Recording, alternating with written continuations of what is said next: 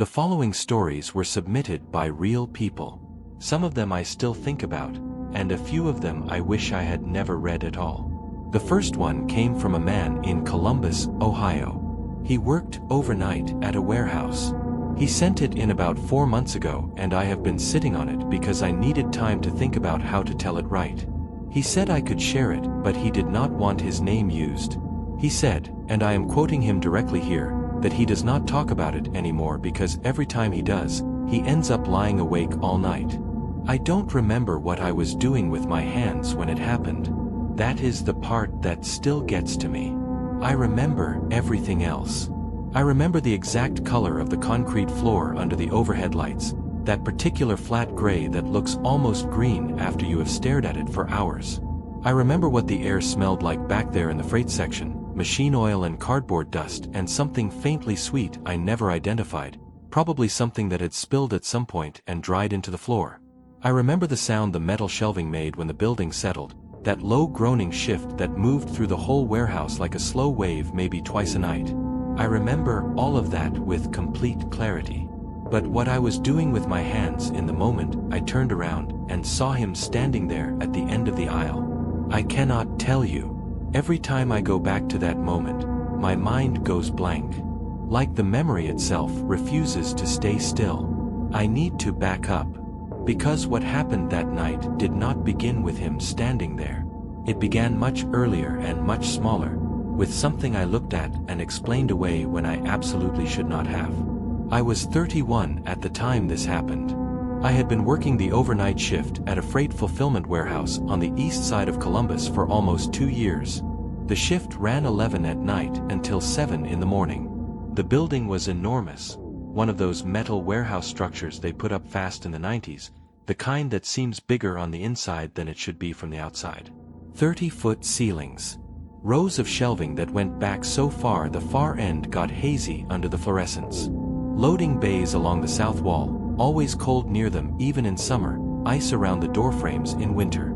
By the time this happened, I knew that building the way you know your own apartment.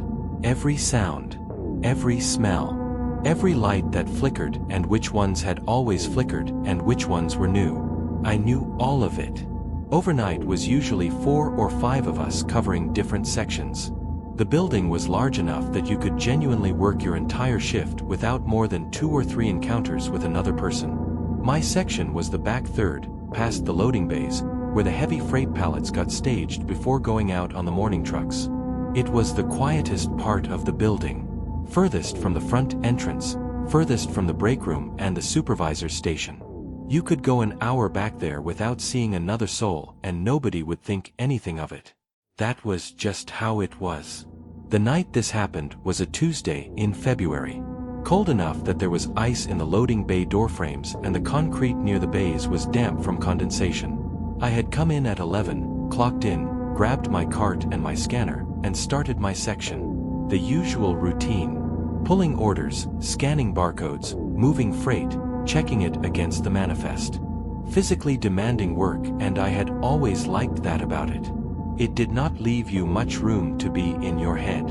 You just moved and the time passed.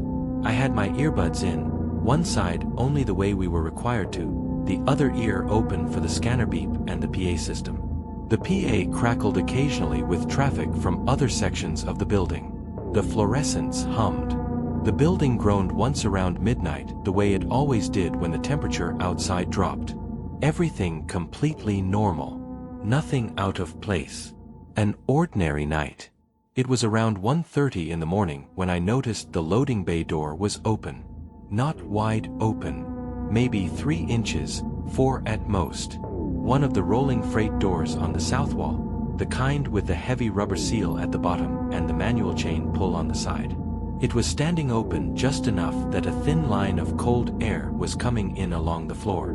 I noticed it because the concrete directly below the gap was wet. Not just damp, wet. Which meant it had been open long enough for significant cold air to have been blowing in, and the warmer air inside was condensing on the floor. I walked over to it. I checked the chain. It was hanging loose, not latched. I looked at the door itself, checking the mechanism. Everything seemed fine. No obvious damage. My first and only thought was that one of the other overnight guys had come through and not secured it behind them. It happened occasionally. People got in a hurry. I pulled the chain down, seated the door firmly, latched it, and shook it once to make sure it held. Then I went back to my cart and kept working. I want to be clear about my state of mind at that point. There was no alarm. There was no low-level unease. I looked at an unlocked door, found a reasonable explanation, fixed it, and moved on. That is the honest truth.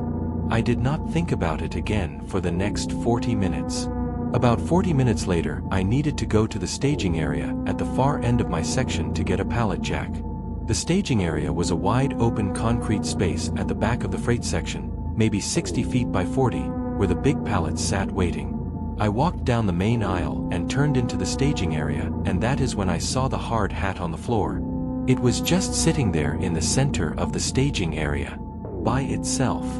Not near any equipment, not near any shelving or pallet, not near anything that would explain why it had been set down there.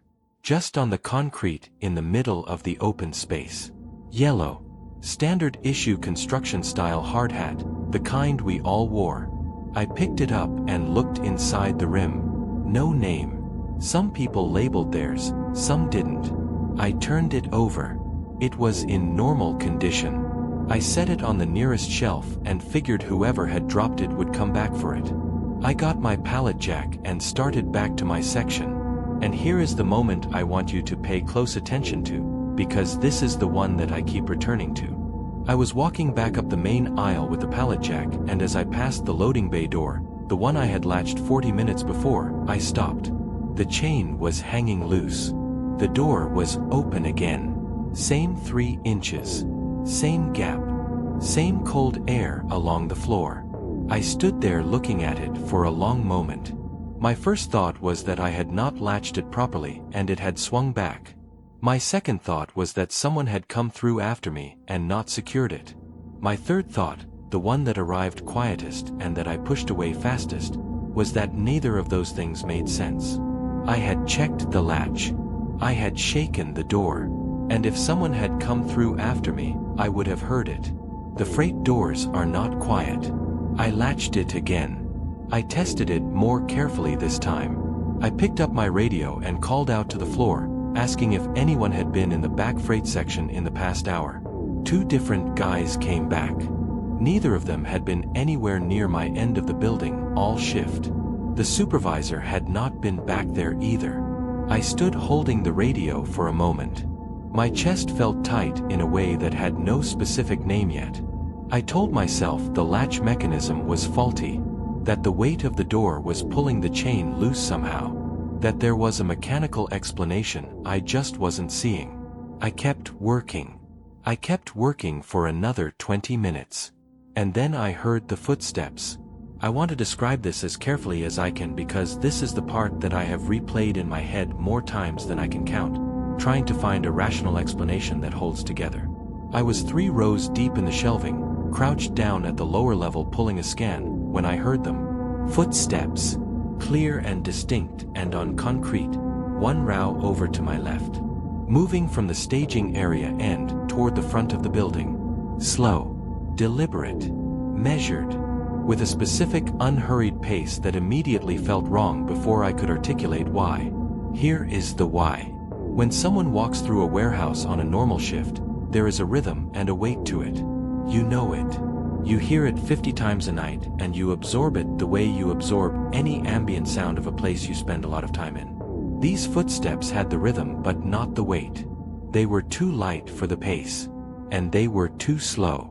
Like someone walking who was being careful about how loud each step was. Like someone who was trying to be quiet and only partially succeeding. I stood up. I stepped to the end of my row and looked down the main aisle. Nobody there. I looked left toward the row where the steps had seemed to come from. Nothing. The steps had stopped the moment I moved. I stood at the end of my row and listened for a full 30 seconds. Nothing. The building hum. The PA. The fluorescence. Nothing else. I walked to the adjacent row. I walked its entire length from back to front. Empty. Not a person, not a piece of misplaced equipment, nothing that should not have been there. I came back to my cart. I stood there for a moment. My mouth was dry. I took a long drink from my water bottle and stood there and thought clearly about what I knew. A door that opened itself twice. A hard hat with no owner. Footsteps with no source. Each one had an individual explanation. But together, lined up in sequence, in the space of about an hour, in a section of the building that no other employee had reportedly been in. I could feel myself on the edge of the decision most people make in these situations. The decision to explain it away and keep your head down and finish your shift and go home. I almost made that decision. I had 2 rows left. 20 minutes of work. I almost just put my head down and finished.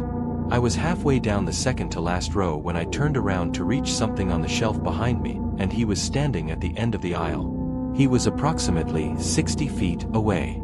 Male. Average height, I would say 5'10", 5'11". He was wearing dark pants and what looked like a dark work jacket. He was not wearing a hard hat. He was not wearing a high visibility vest. In a warehouse where both are mandatory and enforced, both of those things were immediately and obviously wrong. He was facing me, completely still, both hands at his sides, standing in the exact center of the aisle, not to either side of it. Just standing there in the aisle facing me. At 60 feet, under the fluorescence, I could tell he was facing me. I could not make out his face with any detail. Neither of us moved for what I estimate was 5 seconds. It felt much longer than 5 seconds. I became aware of several things simultaneously. How large and empty the building was around me. How many rows of shelving were between me and the front of the warehouse. How the nearest radio was on my cart, 3 feet to my left. How my legs had stopped feeling like something I controlled. I said, loudly, "Hey." Then I said, "Can I help you?" It came out flat. Not aggressive. Just flat. The words of someone who was trying very hard to sound like nothing was wrong. He did not answer. He did not move. He continued to face me from the end of the aisle. I reached sideways to my cart. I picked up my radio without looking away from him. I pressed the button and said, clearly and specifically, that there was an unidentified person in the back freight section who was not wearing a vest or a hard hat and was not responding to me, and I needed someone to come back immediately. The floor supervisor's voice came back, asking me to repeat. I repeated it word for word. And while I was repeating it, with my eyes on him and the radio in my hand, I watched the man turn. He did not hurry. He did not jerk or flinch or react. He simply turned to his left, slowly and completely calmly, and walked into the shelving row on his left side. One deliberate step at a time. And he was gone. The floor supervisor and 2 other overnight workers and the security guard all came to the back freight section within 4 minutes. They walked every row. They checked the staging area, the loading bays, both emergency exits at the back of the building. The security guard went outside and walked the perimeter. They found nobody. No one in the section, no one hiding behind equipment or shelving, no one in the bays or exits or anywhere else. The camera review was the part that I found most disturbing. Our facility had cameras on every entrance and exit, every loading bay, both emergency doors, the front lobby, the supervisor's area. Security reviewed 6 hours of footage from all cameras. Nobody entered the building at any point during the shift through any entrance or exit who did not swipe in legitimately at the front at the start of shift. On camera. Badged in. Accounted for. Every single person who entered that building that night was logged and identified. The footage showed no one else. In the freight section, which had one overhead camera mounted in the staging area covering about 40% of the space, the footage for the relevant hour showed nothing. No movement at all in the camera's field of view. The aisle where I had seen him was not within the camera's angle. They found one thing in the entire back freight section that should not have been there. On the floor of the specific row where the man had been standing when I saw him, At approximately the spot where he had been standing, there was a pair of work gloves. Thin brown leather, standard warehouse style. Placed on the concrete floor with the palms facing up, side by side, parallel, almost touching. Laid flat and deliberately, the way you might set something down with care. Nobody on the overnight shift owned those gloves. We checked. They were not in any lost and found. They had not been there at the start of the shift because that entire section is swept and cleared at the end of every day shift. They appeared between 11 p.m. and 3 a.m. in a section of the building no authorized employee had entered. I transferred to a day shift position the following week. I told my supervisor it was a family schedule issue. I never went back to overnight and I have not worked an overnight shift anywhere since then. I still don't know who that man was. I still don't know how he was in that building or where he went. And sometimes, in the early morning when it is still dark and a large quiet space goes still around me, I think about those footsteps. One row over. Moving parallel to where I was standing. Slow and deliberate and careful. Like they already knew exactly where I was. This next story was sent in by a woman in Richmond, Virginia. She asked that I change her name. I am calling her Ellen. I am 38 years old and I teach 7th grade language arts at a public school in the suburbs of Richmond. I have lived alone in my house for 6 years. I bought it myself, which I was proud of, still am proud of, and I know it completely. I know every sound it makes when the heat kicks on and when it goes quiet. I know which stairs creak under which part of your foot. I know how the front door sounds when the temperature drops and the frame contracts slightly and the door settles differently in the jamb. I know which window lets in a draft and which faucet drips once after you turn it off, and how the light changes in the front room between 4 and 5 in the afternoon when the sun comes through the west window at a low angle in autumn. I know my house. I am telling you this because I want you to understand that what happened on a Wednesday night in October was not something I imagined. It was not something I misheard or misread. I know what I know, and what I experienced that night is a true horror story that I am still working through. I got home from school around 5 that afternoon. I graded papers at the kitchen table until about 6:30, then made dinner, ate, cleaned up. I watched television for a few hours. By 10, I was winding down. I turned off the television, rinsed my dishes in the sink, checked that the front door was locked. I checked it twice because I always check it twice. I have done it that way since I moved in. It is just a habit. I turned off the downstairs lights and went upstairs. Completely normal. A completely ordinary Wednesday evening. I brushed my teeth and washed my face and got into bed with the novel I had been working through for 3 weeks. I read for about 30 or 40 minutes. The house was doing its normal night sounds, the occasional creak of the structure, the hiss of the baseboards, the soft rhythm of the refrigerator cycling in the kitchen downstairs.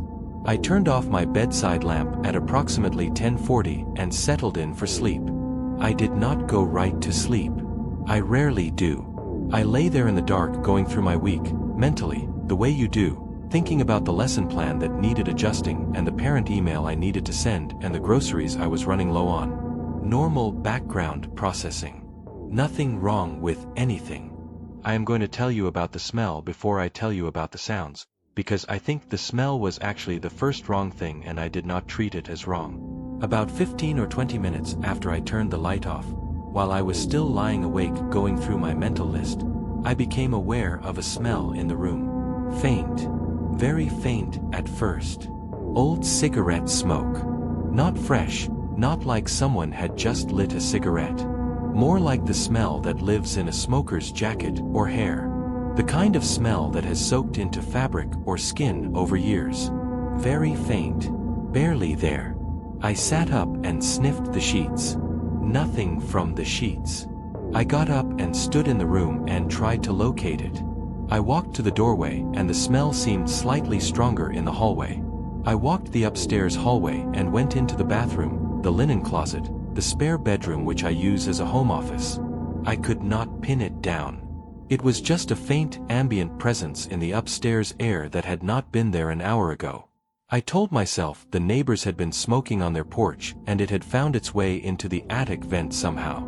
I told myself that because it was a reasonable explanation and because the alternative, the thing that flickered at the back of my mind for just a moment before I pushed it away, was not something I was willing to consider. I went back to bed. I fell asleep.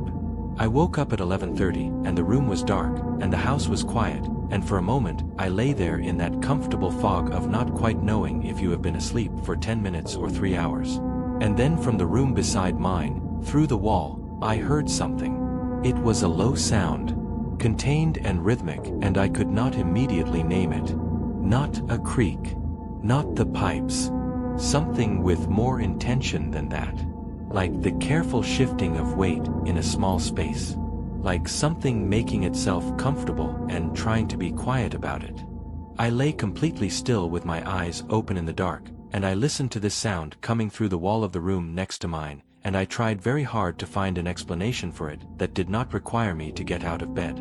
I lay there for probably 4 minutes. The sound continued, occasional and soft, irregular enough to feel organic. I got up. I picked up my phone from the nightstand. I walked to the hallway.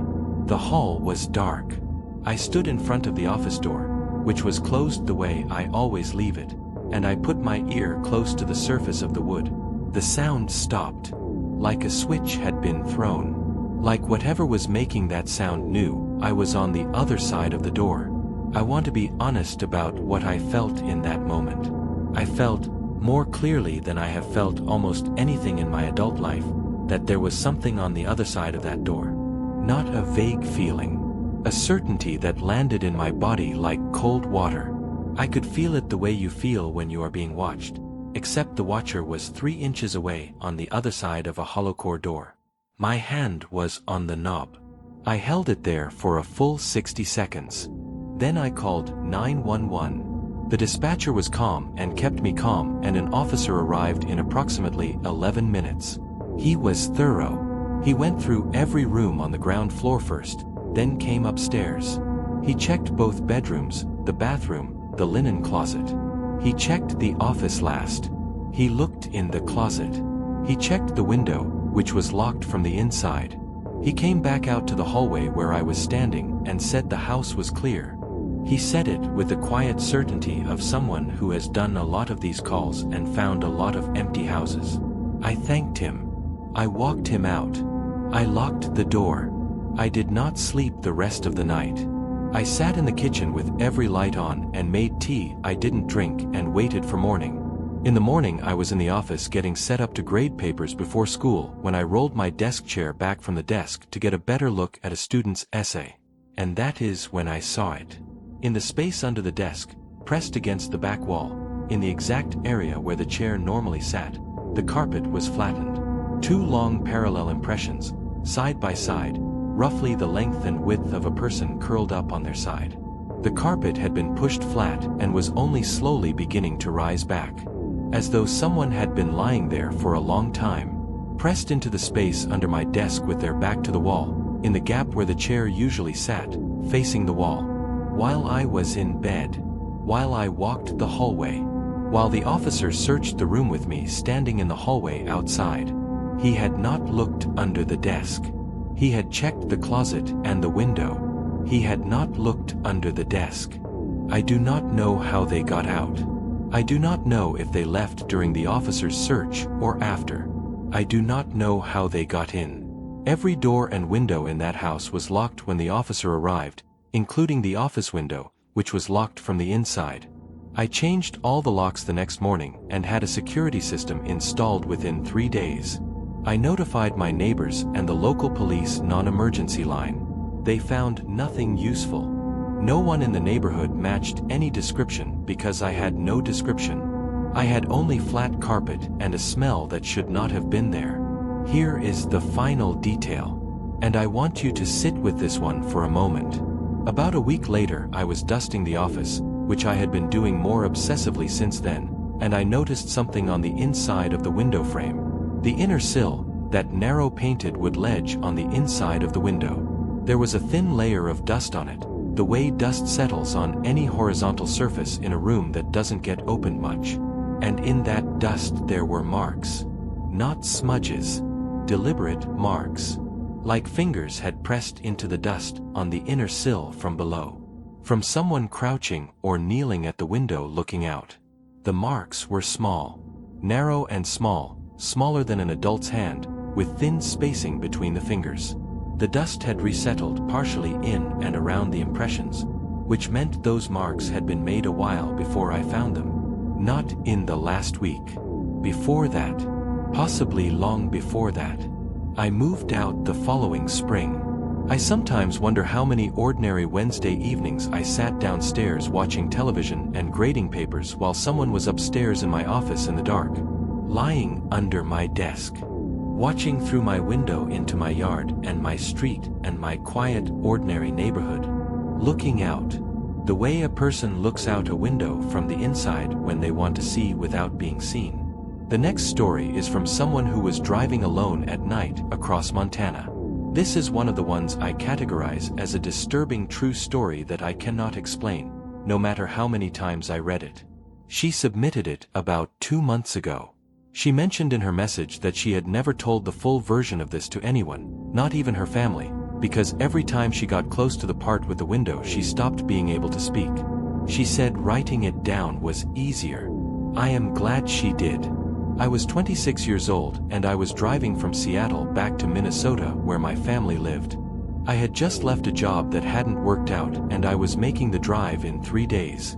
I had done long solo drives before and I genuinely enjoyed them. The emptiness of it, just the road and the radio and your own thoughts for hours at a time. There's a peace to that, or there used to be.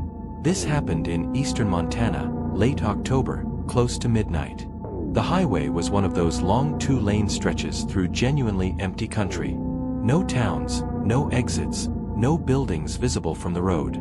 Flat land on both sides dropping away into darkness and a sky so clear and large it was almost disorienting. The only sound was the engine and the heater. My radio had cut to static about an hour before and I had turned it off. I was driving in silence, completely comfortable with it, watching the white line. I noticed the stopped car when my headlights caught the glow of its hazard lights from about a quarter mile away. Orange pulse, slow rhythm, on the right shoulder. As I came up alongside it, I could see it was an older model sedan, white or very light gray, one of those mid-90s domestic cars that had started to rust at the wheel wells. The hazards were going. On the driver's side, standing outside the car, there was a person. Just standing there, next to the door. Not flagging me down, not waving, not doing anything to attract attention. Just standing still next to the car. In the dark. On a highway at midnight in the middle of Montana, I did not stop. I want to be direct about that. I was a woman alone at midnight on an empty highway and I did not stop. I kept my speed and passed the car and watched it recede in my rearview. I felt a small twist of guilt, the way you do. But I also felt something else, something I chose not to examine too closely at the time. Something about the way the person had been standing that wasn't quite right. Too still. Not the stance of someone who had just had car trouble and was waiting for help. More like someone who was simply standing there, waiting. About a mile past the car, I checked my mirrors out of habit. Empty road behind me. I relaxed. I had my phone in the cup holder and I kept one eye out for a signal bar. If I got signal I would call it in and that would be that. The headlights appeared in my rear view a few minutes later. I noticed them the way you notice headlights at night on an empty road, which is immediately, because they are the only thing there. Maybe a quarter mile back. Just sitting there in my rear view, twin white points in the dark. I drove for another minute or so and kept checking the mirror. The headlights were maintaining distance. Quarter mile, steady.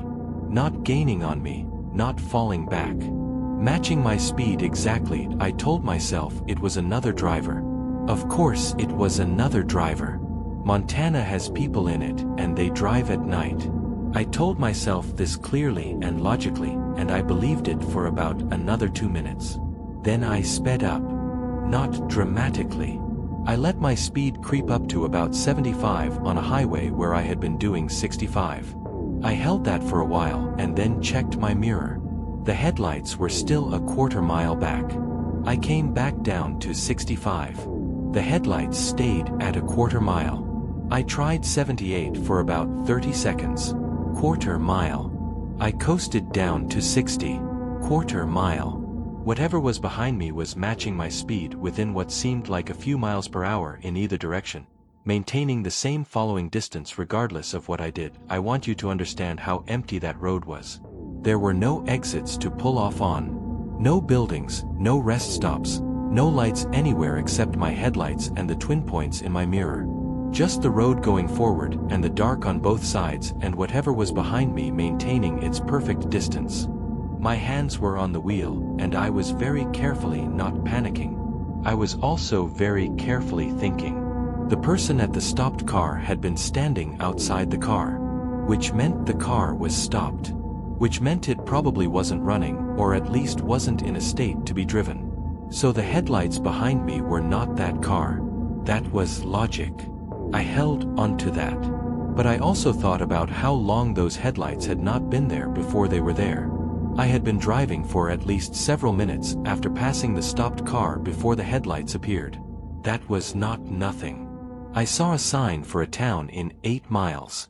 I decided I was going to take that exit. Not because I needed gas or food. Because I needed lights and other cars and a building. 3 miles from the exit, I glanced in the mirror and the headlights were closer. Noticeably closer.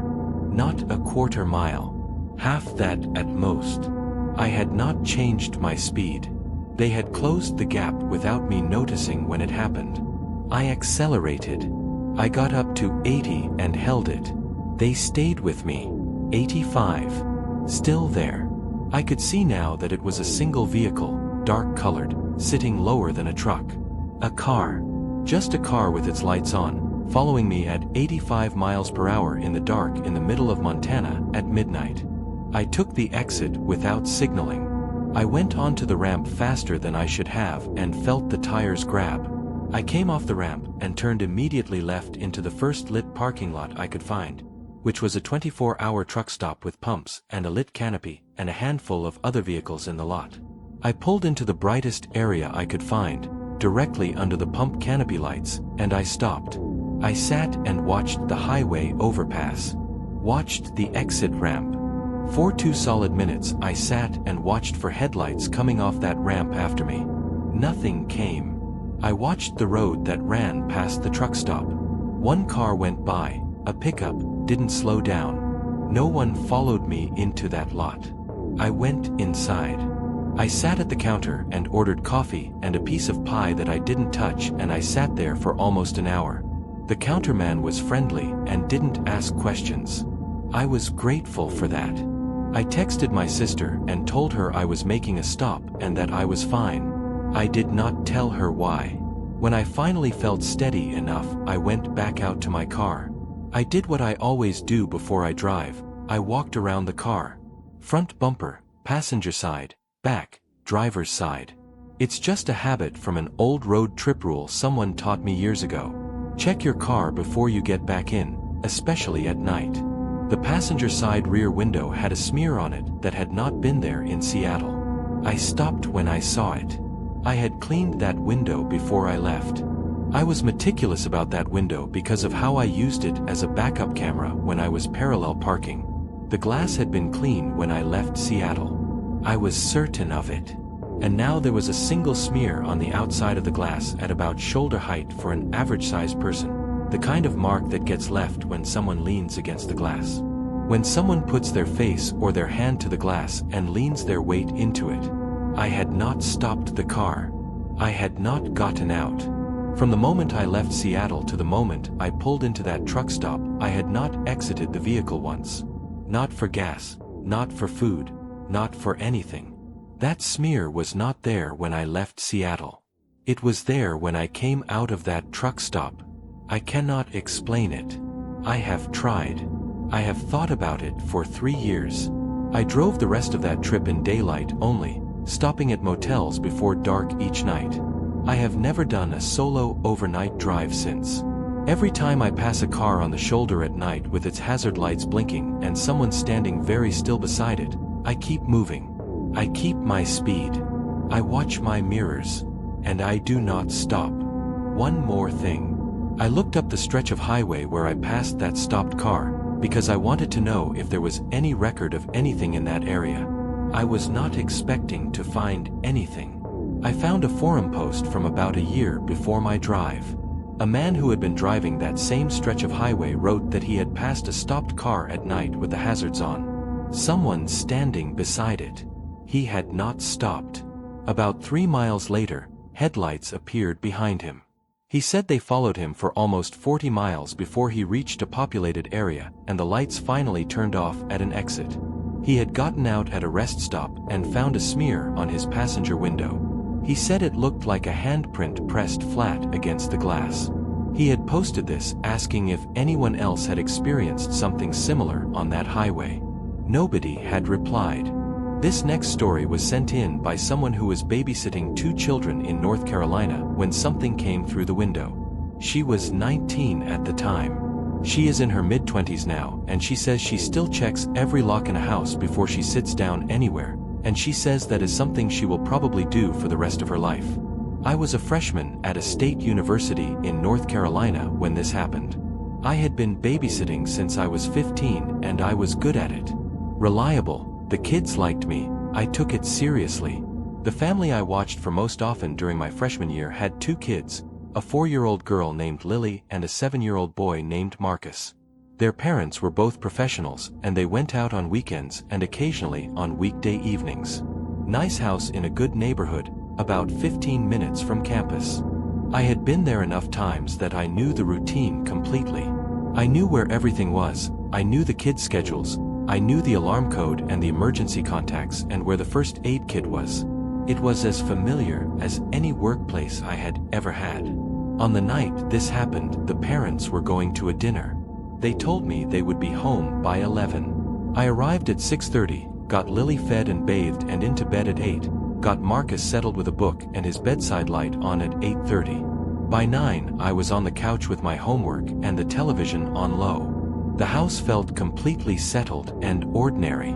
I was not worried about anything. I was mildly annoyed that I had an essay due at the end of the week that I was not making progress on. At 9:45 Marcus came downstairs in his pajamas. He was a quiet, serious kid. Not prone to drama. He stood in the living room doorway and looked at me and said, very calmly, "There's a man in the backyard." I turned down the TV. I said, "What do you mean, bud?" He said, "There's a man standing by the fence. I could see him from my window." I did not dismiss it. I got up and took him to the kitchen, which had a window that looked out directly onto the backyard. I turned off the kitchen light so I could see into the dark outside without the interior light ruining my vision. I stood at the window and looked. The backyard was a normal suburban backyard. Grass, a wooden privacy fence along the back property line, a gate on the left side, a small patio near the house with some furniture. It was lit partially by the ambient light from the neighborhood, the kind of diffuse glow you always have in a residential area at night. Not bright, but not completely dark. The figure was at the fence. Just inside the gate, on the left side. Standing in the shadow of the fence where the ambient light did not quite reach. Not moving. Just standing there. I could make out the silhouette clearly enough to know it was a person. I could not make out any detail. I stepped back from the window. I kept my face completely neutral because Marcus was standing next to me and I did not want him to panic. I was aware in a very clear and immediate way that I had just turned off the kitchen light, and whoever was standing at that fence had just watched the kitchen go dark, which meant they knew someone was at that window, which meant they knew we were in there. I told Marcus in a calm voice to go upstairs and get into his bed and stay there and not to come out until I came to get him. He looked at me for a moment, reading my face with that quiet intelligence that serious kids have, and then he went upstairs without a word. I waited until I heard his door close. Then I moved fast. I went to the front door. Locked. Back door. Locked. I did the entire ground floor in under 90 seconds, checking every door and every window, every latch and lock. Everything was secure. I came back to the kitchen and looked out the window again. The spot at the fence was empty. The figure was gone. I called the parents. Voicemail. Called again. Voicemail. I sent a text that said there was someone in the backyard and I needed them to call immediately. Then I called the non-emergency police line. I explained what I had seen. They said they would send an officer to drive by and possibly stop. I sat down on the kitchen floor with my back against the cabinet under the sink. I want to explain why I chose that specific spot. From there, I had a direct sight line to the back door, and I could also see a portion of the kitchen window without being visible through it. I sat on the floor in the dark kitchen and texted my roommate and told her what was happening. She said she was getting in her car. Everything was quiet for about 15 minutes. I was beginning to think it had been a neighbor or someone cutting through yards and that it was over. Then the doorbell rang. I did not move. I sat on the kitchen floor and I did not breathe. The doorbell rang a second time. Then knocking. Regular, measured knocking at the front door. Not aggressive. Patient. The kind of knocking that says I know you are in there and I am prepared to wait. It knocked 3 more times and then stopped. Silence. A long silence that felt longer than it was. I counted slowly in my head. Somewhere around 45, I heard a sound from upstairs. A sharp bang, heavy and sudden, like a door hitting a wall with force. And then Marcus started screaming. I was up those stairs in about 4 seconds. I went straight to his room. His door was open, which was how I had left it, and Marcus was on his bed, backed against the headboard against the wall, screaming at the window. His window was open. I had checked it when I put him to bed. It had been closed and locked. Now it was open all the way, and the curtain was blowing in the cold October air and the screen was gone. I did not look out the window. I grabbed Marcus. I went to Lily's room and she was still asleep, somehow still asleep, and I picked her up. I went down the stairs with both kids, Lily on my hip, Marcus holding my hand, and I went straight out the front door. I did not stop for anything. I ran across the neighbor's yard to the house with lights on in the front window, and I knocked on the door hard and kept knocking. An older man answered almost immediately. I pushed both kids inside and told him to call 911. I stood in his doorway watching the street behind me. My roommate arrived 7 minutes later. The police arrived in about 4. They searched the house and the yard. The back gate latch was broken, not worn out. Broken in the way a latch breaks when it is forced. The window screen from Marcus's room was found in the bushes directly below the window, on the outside, on the ground. It had been removed from the outside and dropped. Inside the room, on the outer sill of the open window, there were marks in the paint consistent with something gripping the sill from outside. Consistent with someone who had climbed up to that window. No one was found. The yard was searched, the adjacent yards, the street. An officer went through the house room by room twice. Nobody was there. The parents came home to find their children at the neighbor's house and their window screen in the bushes and a police report in progress. The father went through the house with an officer a 3rd time. They found nothing else. No explanation for how the person had left the yard between the time I saw them at the fence and the time police arrived. I quit that babysitting job the following morning. I told the parents why. They were understanding and frightened in a way that told me they were going to be putting in a security system that week. 3 weeks later, I received a notification on my phone.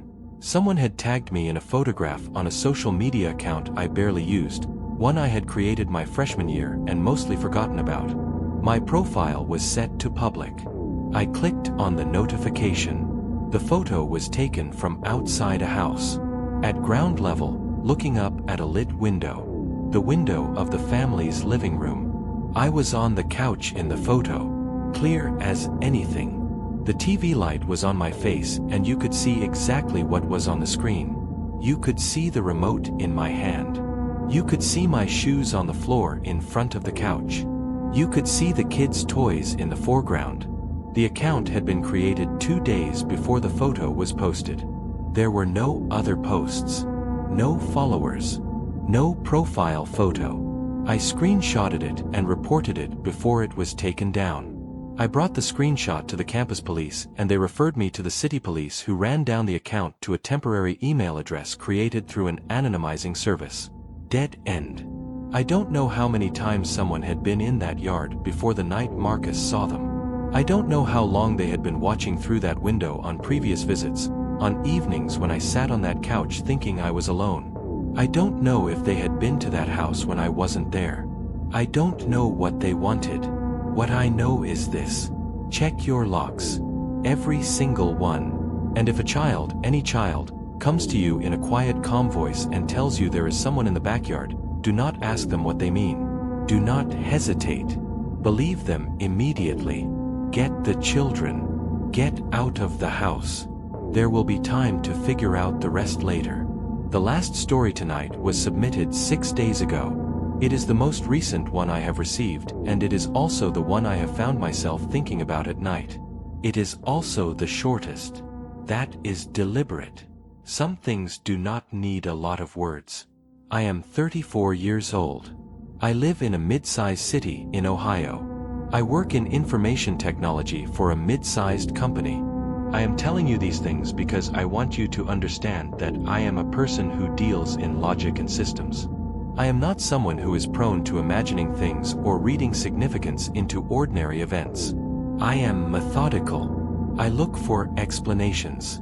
I am not by nature the kind of person who submits true scary stories to channels like this one. And yet here I am. My neighborhood is residential, old. The kind of neighborhood where the houses were built in the 1940s and 50s and the trees have had 70 years to grow big enough to arch over the street. I have lived there for about 4 years. I know my neighbors by sight and some of them by name. I know which house has a dog that barks at squirrels and which house gets their lights up earliest at Christmas and which driveway has a basketball hoop that the kids use until dark. I know the neighborhood the way you know any place you have lived in for a few years without necessarily being close to anyone in it. There is a woman 3 houses down from me. She lives alone. She is in her late 60s, I would guess. Her name is Patricia. I know this from a mailed piece of her mail that ended up in my box once and that I walked down to return. In 4 years she and I have had maybe 3 conversations of more than 2 sentences, all of them brief and polite, the kind of interactions that constitute a relationship between 2 people who live near each other but do not know each other. She has a small white dog she walks in the mornings. She keeps to herself. She keeps her yard tidy. That is everything I know about Patricia. 3 months ago, on a Thursday, I came home late from a work event that had run long, past midnight. I parked in my driveway and was walking up to my front door, and I noticed that Patricia's house was fully lit. Every window on the ground floor and second floor was illuminated. Every room. I had never seen her house lit up like that at any hour, let alone at midnight. It was unusual enough to notice. I noticed it the way you notice something that doesn't fit a pattern. Then I went inside, because it was not my business and I was tired. I was getting ready for bed when my phone buzzed. A text message from a number I did not recognize. 7 digits. No area code, just 7 digits, which is not a valid phone number format in the United States. The message read, "She knows you saw her." I read it once. I read it again. I texted back immediately asking who was sending this. The outgoing message showed as delivered, but no response came. I called the number. The call did not connect. I ran the number in 2 different search tools. Nothing. No associated name, no carrier, no location, nothing. I sat on the edge of my bed for a while. I am going to be honest about what I felt because I think it matters for you to understand my state of mind. I felt unnerved in a specific way. Not generally alarmed, not dramatic panic. A specific, focused unease that centered on the question of how anyone knew I had looked at Patricia's house. It was midnight. I had been alone in my driveway. I had glanced at her windows for perhaps 3 seconds. Nobody should have known that. I went through the rational possibilities. Wrong number. A text meant for someone else that happened to arrive at the same moment I was looking at her house. A coincidence so specific it felt impossible, but that statistically was possible. I held onto that. I went to sleep. In the morning, I walked down to Patricia's house. I knocked on the door. She answered in about 30 seconds. She was completely normal. A little surprised to see me. She seemed like a person who had slept well and was starting a normal Friday morning. I told her I had noticed her lights on late and just wanted to make sure everything was all right. She said everything was fine. That was very kind of me to check.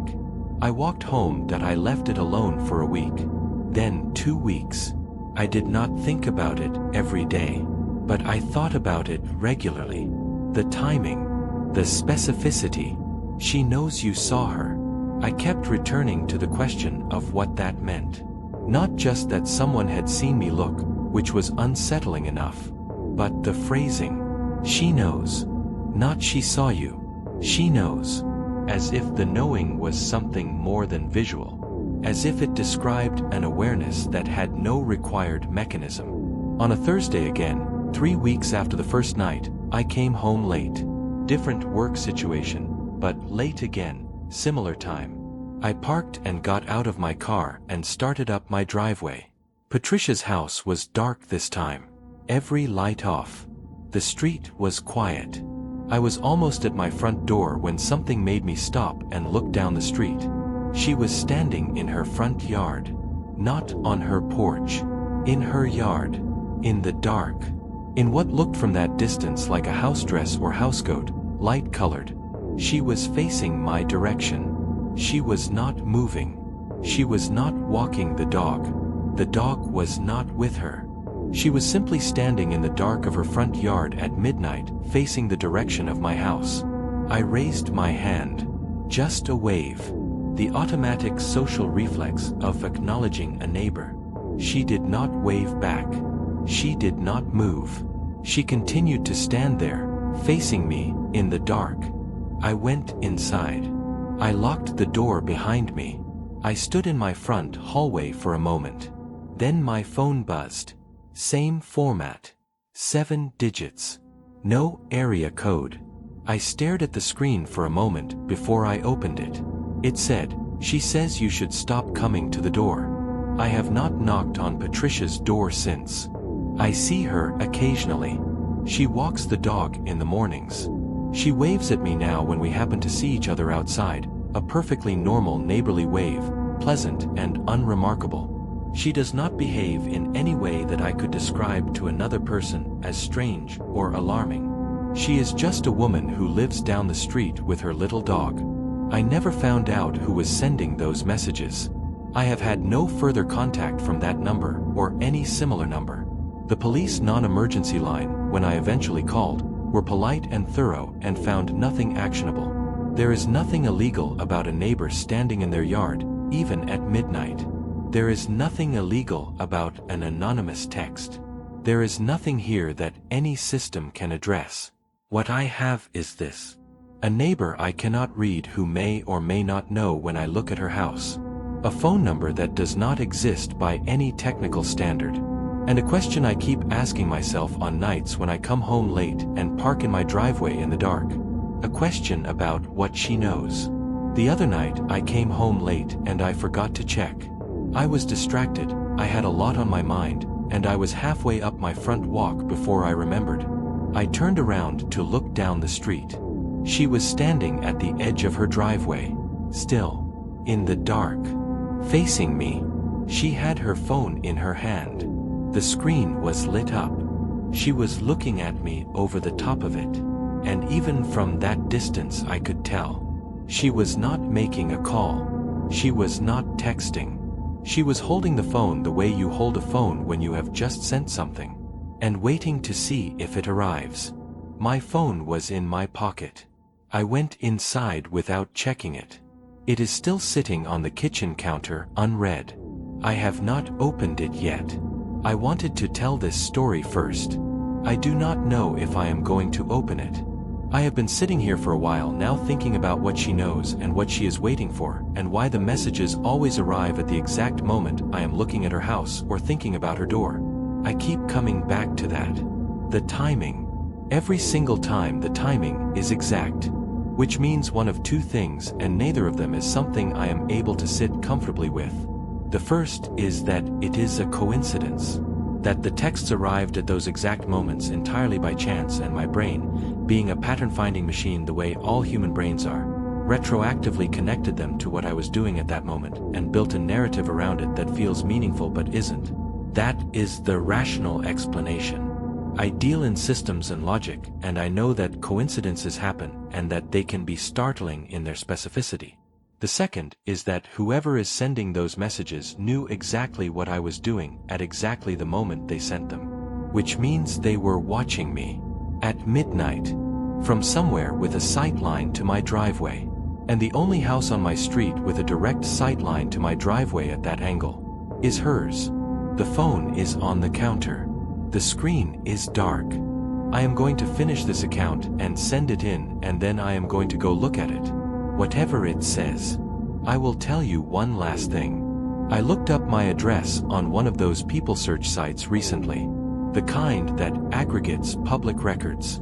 My information was there, as I expected. Name, rough age, address. And under the section for neighbors, it listed the residents of nearby properties. Under the entry for Patricia's house, it listed her name, and then in parentheses, in the way those sites note additional information they have gathered, it listed a secondary name. A different name. A man's name. With no further information. No age, no relationship, no other data. Just a second name attached to her address. I do not know who that person is. I have never seen anyone else at her house.